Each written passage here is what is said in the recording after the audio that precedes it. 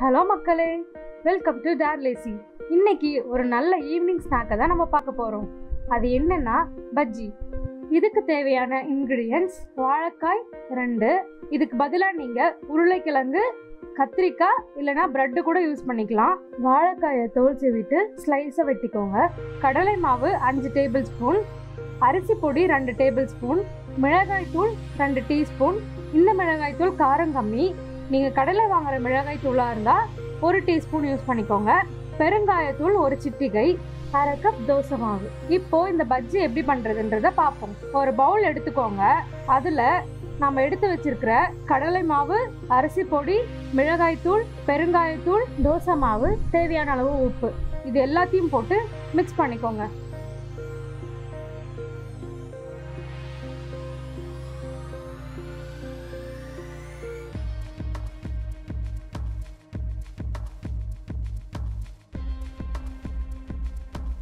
இப்போ தேவையான அளவு தண்ணி ஊற்றி இந்த வீடியோவில் காட்டுற மாதிரி கன்சிஸ்டன்சி வர அளவுக்கு கலந்துக்கோங்க.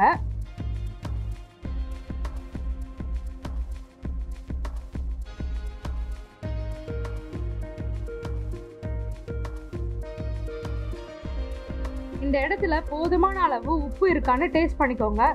சப்போஸ் உப்பு பத்தலைன்னா உப்பு போட்டுக்கோங்க. இப்போ பஜ்ஜி போட ஆரம்பிச்சிடலாம். கடாயில் பொரிக்கிற அளவுக்கு எண்ணெய் ஊற்றிக்கோங்க. எண்ணெய் சூடான உடனே சிம்ல வச்சு வாழைக்காயை மாவுல மேலோட்டமா தடவிக்கோங்க.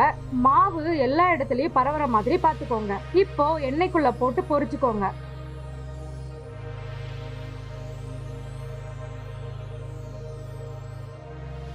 பொரிக்கும் போது ஹை ஃப்ளேம்ல வச்சுக்கோங்க.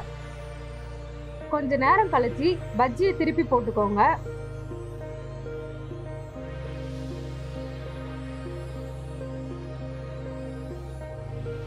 இப்போ 2 பக்கமுமே நல்லா பொரிஞ்ச உடனே பஜ்ஜியை எடுத்துருங்க. கிறிஸ்பியான சுவையான பஜ்ஜி ரெடி. இந்த ரெசிபி உங்களுக்கு பிடிச்சிருக்குன்னு நம்புறேன். தேங்க்ஸ் ஃபார் வாட்சிங் கைஸ். பை.